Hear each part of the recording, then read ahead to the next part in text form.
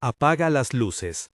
Pon un cassette de esos que chirrían al rebobinar y escucha el silencio entre dos canciones de los 90. Ese espacio donde un zumbido de módem, un grito filtrado en un programa nocturno y el eco de un VHS mal etiquetado podían ser el preludio de algo que nadie sabía explicar. Si creciste con Tamagotchis, con la radio vibrando en el dormitorio y con películas grabadas de madrugada, quizá recuerdes esa mezcla de inocencia y extrañeza. Pero detrás de los colores y los jingles hubo historias que no entraban en la lista de éxitos, sucesos que helaron la sangre a quienes los vivieron y que, con los años, se fueron quedando en la penumbra. Hoy voy a recorrer 7 de esos misterios escalofriantes de los años 90 que nadie se atreve a contar. Voy a hablar en primera persona porque fui quien reunió testimonios, recortó recortes de prensa, leyó libros y sobre todo escuchó a familias que todavía esperan respuestas.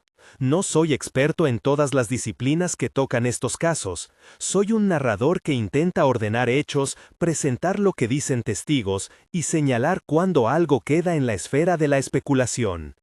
Encontrarás fechas, nombres de investigadores y referencias sugeridas para quien quiera ir a comprobar por su cuenta. Donde haya una versión oficial, la diré. Donde haya testimonios, los marcaré como tales. Y donde surja una teoría popular, la mencionaré como eso, una posibilidad, no una verdad. 1. Rancho Skinwalker, la granja donde los ojos no parpadeaban. En 1994, la familia Sherman compró una propiedad en las altiplanicies de Utah, conocida localmente por historias de brujería navajo y extrañas apariciones. Para quien no conozca la región, imagina una finca amplia, cielos que parecen apagarse de golpe y una soledad que amplifica cada sonido. Lo que los Sherman relataron después no fue una sola anécdota aislada, sino una concatenación de eventos que, según ellos, transformaron esa calma en algo inquietante. Los testimonios reportados de los Sherman hablan de luces que flotaban sobre los corrales, orbes que no obedecían a patrones conocidos, de animales mutilados con cortes quirúrgicos sin signos evidentes de depredadores, y de huellas gigantes que aparecían en la tierra sin explicación compatible con ningún animal conocido. Un vecino dijo haber visto a un animal que parecía caminar erguido, con una manera de moverse que no tenía parangón. Los Sherman describieron además ruidos que resonaban durante la noche, interferencias en aparatos electrónicos y la sensación de ser observados por algo que no respiraba como un ser vivo. Importa decir esto con cuidado. Las mutilaciones de ganado, cuando se describen en informes de la época, son tratadas con reserva por investigadores veterinarios y forenses. En muchos casos del rancho se reportó pérdida de sangre inusual, incisiones limpias y ausencia de rastros de excavaciones profundas o animales carroñeros. Un vecino dijo haber visto a un animal que parecía caminar erguido, con una manera de moverse que no tenía parangón. Los Sherman describieron además ruidos que resonaban durante la noche, interferencias en aparatos electrónicos y la sensación de ser observados por algo que no respiraba como un ser vivo. Importa decir esto con cuidado. Las mutilaciones de ganado, cuando se describen en informes de la época, son tratadas con reserva por investigadores veterinarios y forenses. En muchos casos del rancho se reportó pérdida de sangre inusual, incisiones limpias y ausencia de rastros de excavaciones profundas o animales carroñeros. Es decir, si hubo intervención de algún depredador típico, no dejó las huellas de siempre. Eso abrió varias líneas interpretativas, desde explicaciones relacionadas con perros salvajes o hienas que en realidad no son nativas de esa zona, hasta hipótesis mucho más explosivas, experimentos militares, fenómenos sobrenaturales o manipulación humana. La historia da un salto cuando entra en escena Robert Bigelow, empresario y entusiasta de lo ufológico, quien compró la propiedad años más tarde y la convirtió en foco de investigación oficial privada. Bigelow financió estudios y equipos que intentaron documentar anomalías con sensores, registros de video nocturno y equipos biomédicos. Entre los investigadores asociados a ese proyecto estuvo Colm Kelleher, quien luego escribió y habló públicamente sobre episodios que describía como inexplicables. El libro Hunt for the Skinwalker recoge parte de esa investigación y se volvió una referencia para quien quiera profundizar en testigos, reportes y protocolos de observación. Sin embargo, aquí está el punto donde la narrativa se enreda. Los registros disponibles son fragmentarios. Muchas grabaciones nocturnas terminan en interferencias o en imágenes de poca resolución, y algunos testigos cambiaron detalles con el tiempo. Para quien trabaja con metodologías científicas, eso es una bandera roja. Para quien ha pasado noches enteras en una granja y ha sentido que algo no está bien, los relatos se vuelven imposibles de ignorar. El balance que suelen hacer los investigadores serios es: hay testimonios concordantes y fenómenos reportados que no encajan fácil en explicaciones convencionales, pero faltan pruebas incontrovertibles y reproducibles que los consoliden como un único fenómeno probado. Entre las teorías que circularon en la década y que se mantuvieron después están la presencia de un portal dimensional, expresión popular que se usa para describir saltos de comportamiento que no siguen la física común, prácticas de chamanismo navajo interpretadas por algunos como rituales de protección o manipulación, tecnología militar o privada experimental y la posibilidad de fraude o engaño, desde vecinos con motivos hasta interpretaciones erróneas de eventos naturales. Cada una de estas lecturas encuentra a su vez argumentos y contraargumentos. Es relevante también la dimensión humana. La familia Sherman tuvo que lidiar con el escrutinio mediático y con la incredulidad local. Las noches que ellos describen saturadas de orbes y de muertes animales dejaron una huella emocional y social que en muchos relatos pesa tanto como las huellas físicas. Cuando se habla de fenómenos con tono folclórico, se corre el riesgo de trivializar el miedo real de quienes vivieron el evento. Por eso lo repito, hay testimonios y hay pruebas parciales, hay libros y documentales, y hay, también, quien ve en todo eso una narrativa perfecta para un mito moderno. Antes de pasar al siguiente caso, una nota. Según reportes y el libro mencionado, los registros públicos y privados del rancho están disponibles para consulta por parte de equipos de investigación independientes, aunque con limitaciones. Esa opacidad contribuyó a la sensación de misterio. Si este tipo de historias te interesan, suscríbete para no perder los siguientes episodios, donde desentrañaremos más casos y escucharemos voces que rara vez salen en los titulares. 2. Varginha. La madrugada en que Brasil dijo haber visto algo distinto. Efecto sugerido: lluvia brasileña, sirena de radio lejana. Pasamos ahora a Sudamérica, a enero de 1996, a la ciudad de Varginha, en el estado de Minas Gerais, Brasil. La noche del 20 de enero, según múltiples relatos y prensa local, un objeto con forma no claramente identificada cruzó los cielos y poco después, 3 jóvenes, identificadas en reportes como Lilian, Valkyria y Katia en versiones periodísticas, aseguraron haber visto una criatura que describieron como pequeña, de piel oscura, con una mirada que les provocó terror. Este grupo de testigos es el núcleo del incidente que con el tiempo se convirtió en uno de los casos ufológicos más discutidos en Brasil. Las versiones populares dicen que la criatura fue capturada por fuerzas militares y que, en el proceso, falleció un miembro de la policía local. La versión oficial, en cambio, señaló en primera instancia que se trató de una confusión con una persona con discapacidad o con animales. Con el paso de los años, ufólogos y periodistas investigativos recopilaron testimonios que contradicen varias de las afirmaciones oficiales. Gente que afirmó haber visto vehículos militares en la zona, operativos nocturnos y testigos que sostenían que había registros y movimientos que no fueron comunicados a la población. Aquí conviene separar claramente niveles de evidencia. Lo que está documentado en notas periodísticas contemporáneas son las declaraciones de testigos locales, reportes policiales fragmentarios y la cobertura que explotó en la prensa sensacionalista. Lo que los investigadores ufólogos han añadido con el tiempo son supuestas filtraciones, entrevistas a militares retirados y análisis de fotografías y videos que algunas personas atribuyen al evento. Todo eso alimentó la idea de un posible encubrimiento. Pero, como con muchos casos de esta naturaleza, la contrapartida es que algunos testigos ofrecieron interpretaciones posteriores a los hechos, alteradas por el rumor, y que no existió, hasta la fecha, una exposición pública y verificable de pruebas concluyentes que permita afirmar incontrovertiblemente el hallazgo de un organismo fuera de lo conocido. Un detalle que permanece como eco inquietante en los relatos de Varginha es la reacción social, una ciudad pequeña que de la noche a la mañana se vio en el centro de una narrativa de misterio internacional. Hubo miedo, curiosidad y un flujo de personas que llegó con cámaras y teorías. Para las familias de los testigos jóvenes, aquello se tradujo en un aumento de la visibilidad no siempre bienvenida. Atención mediática, preguntas incómodas y la pesada carga de saber que su testimonio cambió la vida de una comunidad. Quienes estudian el fenómeno apuntan a varios elementos que explican por qué Varginha ocupó titulares durante años.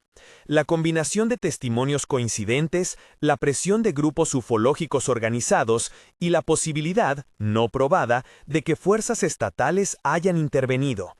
Pero también hay quienes, con argumentos documentales, muestran inconsistencias en versiones iniciales y posteriores, además de la ausencia de pruebas físicas verificables. 3. La autopsia alienígena, cuando el VHS se convirtió en tribunal. Efecto sugerido, zumbido de cinta VCR, luego silencio tenso. A mediados de los años 90, circuló un video que se presentó como una filmación de una autopsia extraterrestre real. La secuencia mostraba a supuestos médicos examinando un cuerpo no humano sobre una camilla, con planos cerrados que se ofrecían como evidencia visual. Fue un fenómeno mediático inmediato. Cadenas de televisión por cable y programas especializados reproducían fragmentos. Los aficionados compartían copias en VHS y nacieron debates que dividieron a la comunidad ufológica. Importa recordar el contexto tecnológico de la época. No existían redes sociales masivas ni plataformas de streaming. La circulación de un VHS podía convertir una grabación en leyenda urbana en cuestión de semanas. El impacto cultural de aquella imagen fue enorme. Cuestionó límites entre realidad y montaje y alimentó, por años, la idea de que existía documentación estricta de encuentros cercanos. Paradójicamente, parte de la fuerza del material vino de su opacidad. La autenticidad del video fue debatida durante años. Expertos en efectos especiales, forenses de imagen y entusiastas ofrecieron análisis contradictorios. Algunos sostuvieron que los rasgos anatómicos del cuerpo eran inconsistentes con cualquier mamífero conocido. Otros señalaron que el guión parecía demasiado teatral, con iluminación y ángulos pensados para el efecto dramático. Con el tiempo, y tras juicios de credibilidad entre quienes lo defendían y quienes lo desacreditaban, varias personas vinculadas a la divulgación del video admitieron que era un engaño elaborado. Aún así, el resultado fue curioso. La confesión de fraude no borró de inmediato la fascinación ni la circulación del material. Al contrario, encendió debates sobre por qué ese montaje había sido tan creíble para tanta gente. Aquí hay que distinguir dos planos. El de la pieza audiovisual, que muchos especialistas han calificado como un montaje, y el de su efecto cultural, que perduró. La autopsia alienígena demostró que la atmósfera de incertidumbre de los 90 era terreno fértil para que una imagen convincente se instalara en la imaginación colectiva. Además, dejó enseñanzas prácticas. En una época en la que la verificación no era accesible para el público general, las falsificaciones podían propagarse, y con ellas, la posibilidad de manipular narrativas. Antes de seguir, quiero subrayar algo esencial. Hablar de fraude admitido no es cerrar el capítulo sobre la inquietud que causó. Para muchos testigos y para parte de la comunidad, la existencia de engaños no explica por qué, paralelamente, otros fenómenos, como eventos en el rancho Skinwalker o testimonios en Brasil, presentaron patrones difíciles de ignorar. En otras palabras, la probabilidad de engaños no anula la existencia de casos que todavía no encajan con explicaciones claras. Hasta aquí, hemos tocado 3 historias que, en su diversidad, comparten una constante: huesos de pruebas, testimonios y un contexto mediático que amplificó sorpresas. En el rancho de Utah, una familia narró noches pobladas por orbes y mutilaciones. En Virginia, jóvenes describieron la visión de algo que alteró una ciudad, y la autopsia alienígena explicó cómo un video podía prender la imaginación colectiva por años. Si hay un hilo que se repite, es la fragilidad de la evidencia frente a la intensidad del testimonio, la dificultad de separar la emoción de la constatación y la manera en que la prensa y la cultura de la época amplificaron las historias. Pero estos temas no terminan ahí. A medida que avancemos, aparecerán testimonios que se contradicen, confesiones que se retractan y casos en los que la línea entre fraude y verdad es tan delgada que parece cortante. Hay además una dimensión social que atraviesa todo. Víctimas reales, familias, vecinos, testigos, que no se reconfortan con la discusión académica ni con el rumor. Ellos buscan respuestas que a menudo no llegan, y eso transforma el misterio en una deuda moral con la memoria. En el siguiente segmento entraré en otra historia que marcó la década, las psicofonías del Palacio de Linares, un suceso que combinó espectáculo, sensibilidad cultural y la confesión de montaje de una investigadora que, aún así, no consiguió borrar la leyenda. Pero antes de eso, quiero que recuerdes una pregunta que se repite en estos relatos. ¿Qué hace que una historia se convierta en mito? ¿Es la fuerza del testimonio, la habilidad del montaje o la necesidad colectiva de creer que hay algo más allá? La próxima pieza comienza en una sala de conciertos transformada en un teatro de lo inexplicable, un edificio centenario, un público expectante y grabadoras que registran voces en la oscuridad.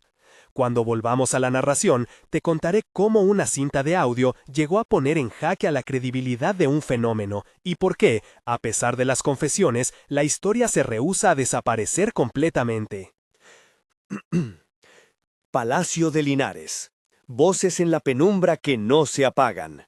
Efecto sugerido: crepitar leve, eco de sala vacía, susurros apenas audibles.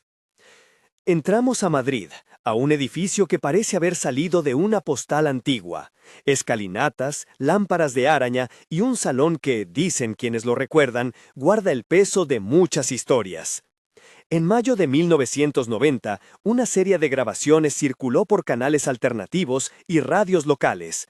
Se hablaba de psicofonías, esas supuestas voces del más allá captadas en grabadoras, extraídas del Palacio de Linares.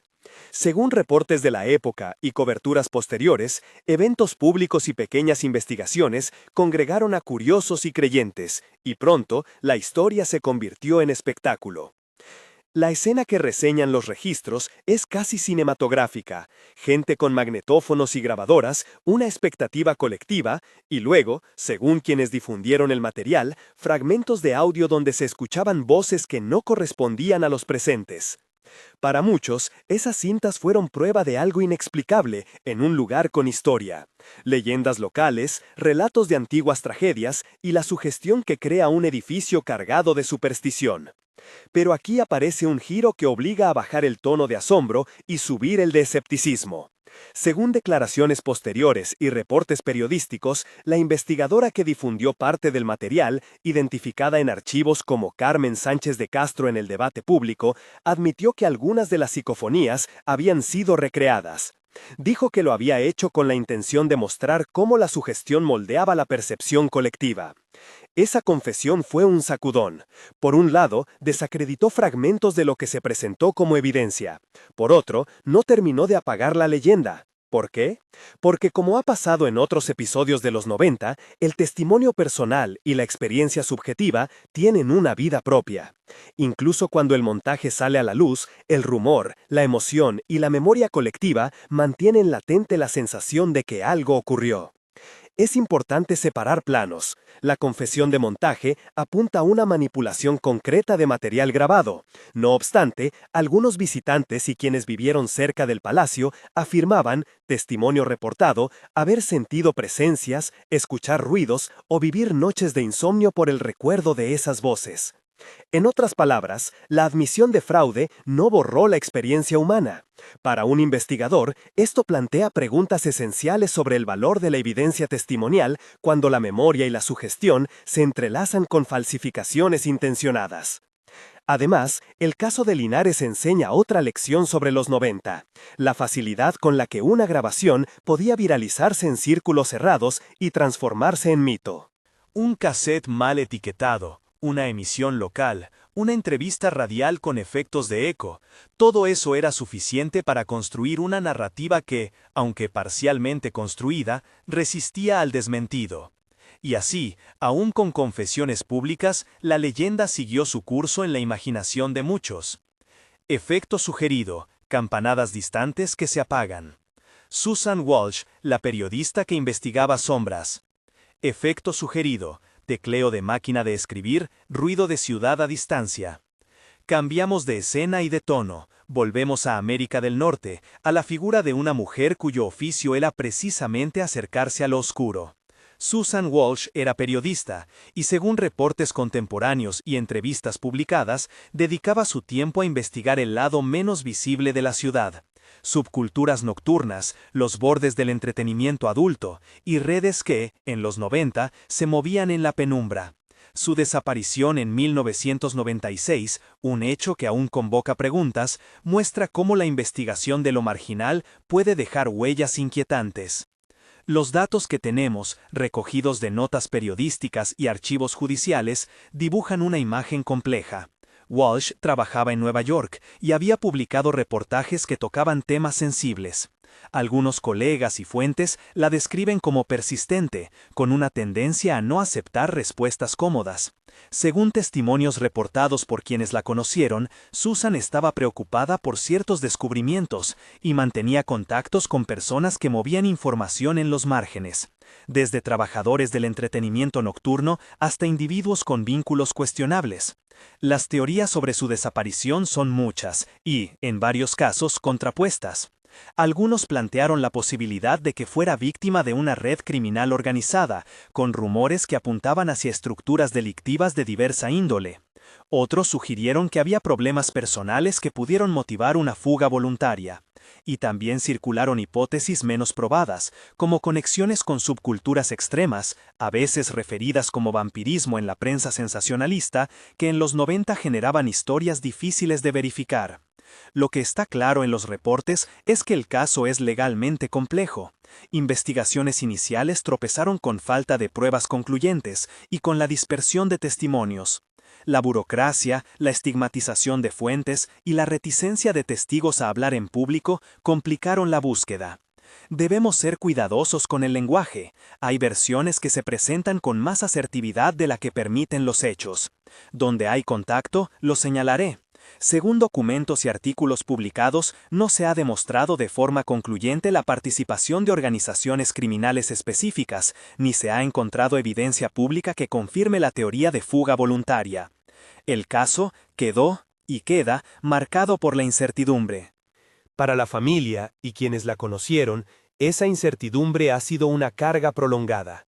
Para los investigadores y periodistas, un ejemplo de cómo la investigación periodística puede toparse con muros que no siempre son fáciles de derribar. Derrick Engetson, la noche en que la nieve borró pistas.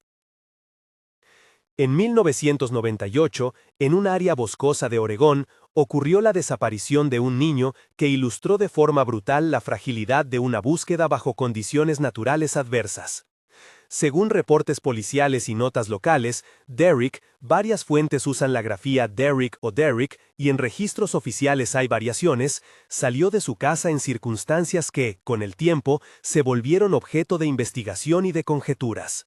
La versión más difundida es la de un niño que se perdió tras internarse en un bosque en busca de algo, en algunas narrativas, un árbol de Navidad, y cuya última imagen conocida se confunde con la blancura de la nieve y la oscuridad de la noche. Las operaciones de búsqueda se vieron complicadas por la meteorología. La nieve puede borrar huellas, alterar recorridos y dificultar la detección de objetos personales. Los equipos rastrillaron durante días, voluntarios y autoridades locales colaboraron, y se encontraron con pistas que no siempre sobrevivían al paso del tiempo. Años después, la historia ganó una vuelta adicional cuando un convicto, identificado en parte de la prensa local como Frank Milligan en reportes fragmentarios, ofreció una confesión sobre la muerte de Derrick para luego retractarse. Las retractaciones añaden una capa de confusión. ¿Se trató de una confesión falsa motivada por otras razones? ¿Hubo manipulación mediática? ¿O la retractación fue el producto de presiones y dudas sobre la veracidad de la declaración? La conclusión que comparten múltiples informes serios es que el caso no tiene una resolución clara y que, como suele ocurrir, la ausencia de pruebas definitivas abre espacio a teorías. Algunas favorecen la posibilidad de accidente, un niño que se pierde y sucumbe a las condiciones del bosque, otras no descartan la intervención humana. Pero desde la perspectiva de la investigación forense, sin restos concluyentes ni evidencia que confirme una versión única, el balance queda en sin resolver. Para la familia de Derek, la falta de cierre fue y es una herida abierta. Para la comunidad, un recordatorio de lo implacable que puede ser la naturaleza y de lo poco que a veces la búsqueda puede reconstruir. Derek Aisha, entre finales de los 90 y el umbral del 2000. Este caso merece una nota especial, porque su cronología roza el límite que dio forma a este episodio. Asha Degree es una niña cuya desaparición se inscribe en la transición entre la década que nos ocupa y el nuevo milenio. Por eso, la enmarco como finales de los 90, comienzo del 2000, en línea con la advertencia sobre cronologías. En febrero de 2000, la familia Degree reportó que Asha, una niña de 9 años, salió de su casa a la madrugada y nunca regresó. Diversas crónicas y reportes policiales relatan una escena angustiante: la casa con la cama hecha, la mochila atada con tierra y ocultada en una cuneta, y la comunidad movilizada.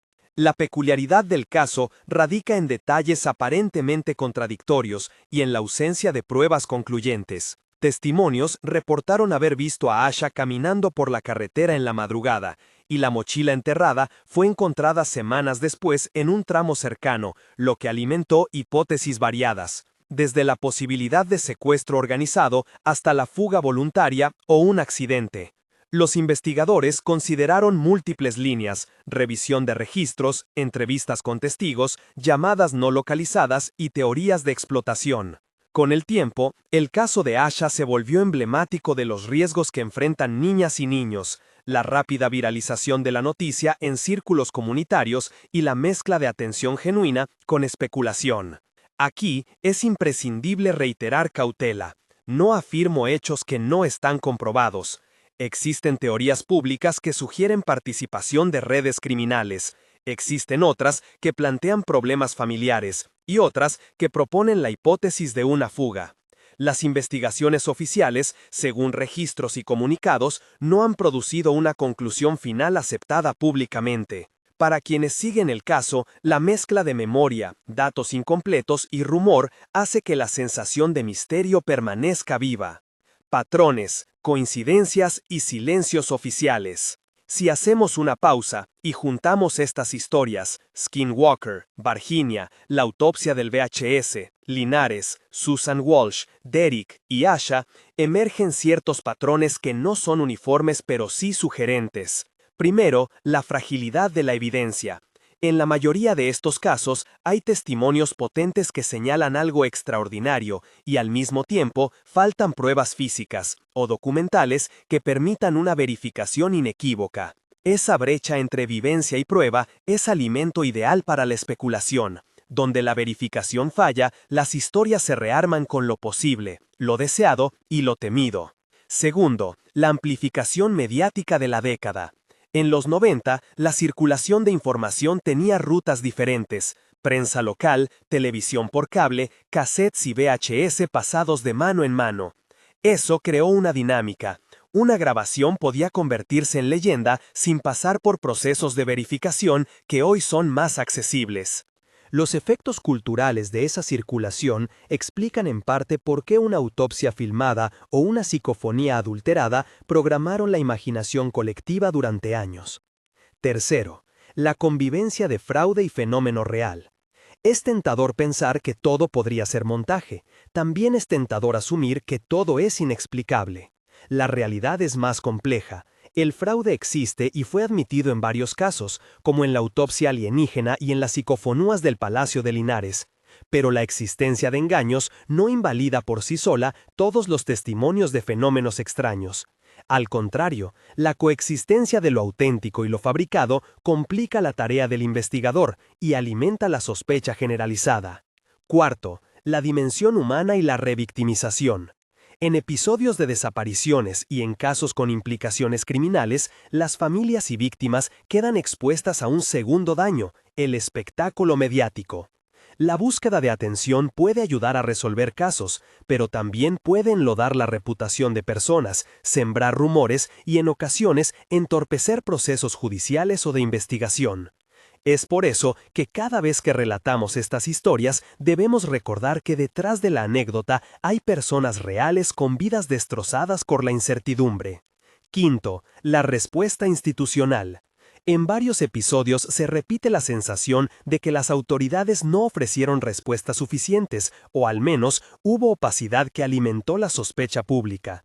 Esa percepción, a veces fundada en limitaciones reales, a veces en errores administrativos y otras en la dificultad técnica de la investigación, contribuye a la narrativa de encubrimiento que, en el imaginario colectivo, es un pegamento potente para la conspiración. Efecto sugerido: corta música tensa como preparación para el clímax. Microclímax: juntando las piezas sin forzar soluciones. Efecto sugerido: crescendo leve, luego pausa. Si tomo estos casos y los coloco uno al lado del otro, ¿aparece un patrón que permita una teoría única? La respuesta honesta es no. Lo que sí aparece es un mapa de condiciones. La década, con sus canales de difusión, su sensibilidad cultural y sus límites tecnológicos. La mezcla de testimonio fuerte con evidencia fragmentaria. La convivencia de engaños admitidos y hechos sin explicación. Y la carga emocional de víctimas que alimenta la falta de cierre. Es decir, no un rompecabezas que encaje en una sola figura, sino varios rompecabezas que comparten piezas parecidas. Esa constatación tiene una consecuencia práctica. Si uno se dedica a investigar estos casos sin tomar distancia crítica, es fácil caer en interpretaciones extremas: todo es paranormal o todo es fraude.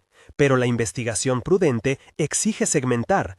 ¿Qué parte de una historia es testimonio? ¿Qué parte es registro documental? ¿Qué parte es análisis forense? ¿Y qué parte pertenece al rumor?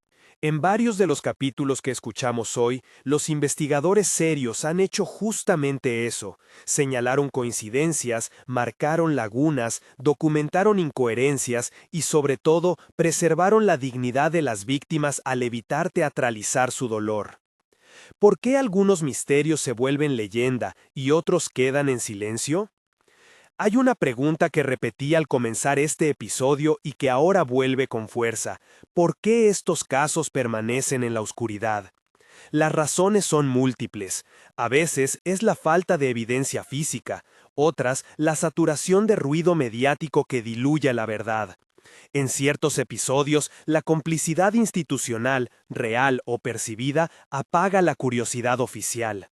Otras veces, la cultura misma decide qué historia sostener. Los 90, con su mezcla de optimismo tecnológico y asombro por lo inexplicable, produjeron relatos que calzaban perfecto con la psique colectiva. Historias que eran, a la vez, advertencias y espejos. Pero quiero terminar esta sección insistiendo en un punto ético. Detrás de cada mito hay personas que no piden ser parte de una narrativa. Las familias de Susan, de Derek, de Asha, de los Sherman y las testigos de Virginia no buscaron ser protagonistas de una leyenda, buscaron respuestas y muchas veces encontraron silencio o versiones que aumentaron su dolor. Recordar eso es el primer acto de responsabilidad cuando consumimos y contamos estas historias. Cierro con recomendaciones y referencias para quien quiera indagar. Si después de escuchar esto sientes la necesidad de profundizar, sugiero algunos puntos de partida que aparecen a lo largo del episodio. Para el Rancho Skinwalker, el libro Hunt for the Skinwalker reúne testimonios y reportes de quienes trabajaron en la investigación financiada por Robert Bigelow. Para una mirada al fenómeno de las grabaciones y falsificaciones de los 90, los estudios sobre la autopsia alienígena y las confesiones vinculadas a la difusión masiva son lecturas imprescindibles. Nombres que surgieron en la década, como Ray Santilli, están presentes en el debate público y pueden aparecer en archivos y análisis críticos. Sobre las psicofonías y el Palacio de Linares, los reportes periodísticos y declaraciones públicas vinculadas a Carmen Sánchez de Castro cubren la admisión de montaje y el debate posterior. En casos de desaparición como Susan Walsh, Derek y Asha, los expedientes policiales y las crónicas contemporáneas son documentos que ayudan a reconstruir lo ocurrido sin caer en la especulación. Quiero enfatizar algo: la investigación responsable exige corroboración. Si posees datos verificables o documentos que puedan ayudar a esclarecer alguno de estos casos, compártelos con autoridades competentes o con periodistas e investigadores que trabajen con rigor. No promuevas teorías sin respaldo, respeta a las familias, y si vas a participar en foros públicos, hazlo con información contrastada y con compasión. Palabras finales: memoria, respeto y la curiosidad que no mata, sino que obliga a crecer. Palabras finales: los años 90 dejaron una estampa que hoy nos parece a la vez nostálgica y extraña. Juegos que pitaban, videos pasados de mano, reportes nocturnos que encendían el teléfono de la redacción. Pero bajo esa superficie de colores y jingles, hubo sombras que se resistieron a ser explicadas con facilidad. No he venido a darte certezas, he venido a ordenar relatos, a distinguir testimonios de teorías, a subrayar confesiones y a señalar lagunas. Si algo quiero que te lleves de este episodio, es la siguiente idea: el misterio no es un entretenimiento inocuo cuando hay vidas afectadas. La fascinación debe convivir con la responsabilidad. Si estos relatos te inquietan, si alguna de estas historias te toca, compártela con respeto. Si conoces información verificable sobre alguno de los casos, ponte en contacto con autoridades o con periodistas serios. Y si lo que buscas es seguir explorando, acompáñame en episodios futuros donde desmenuzaremos otros rincones oscuros de esa década y las huellas que dejó en la memoria colectiva. Palabras finales: si este episodio te interesó, compártelo con alguien que valore la investigación rigurosa y comenta con respeto cuál de estos casos te inquieta más. Suscríbete al canal o al podcast para no perder futuros episodios. Hablamos de historias que duelen, que confunden y que a veces piden que alguien no las deje caer en el olvido. Hasta la próxima vez. Apaga las luces si quieres, pero no apagues la atención. Hay misterios que aún esperan que alguien escuche con cuidado.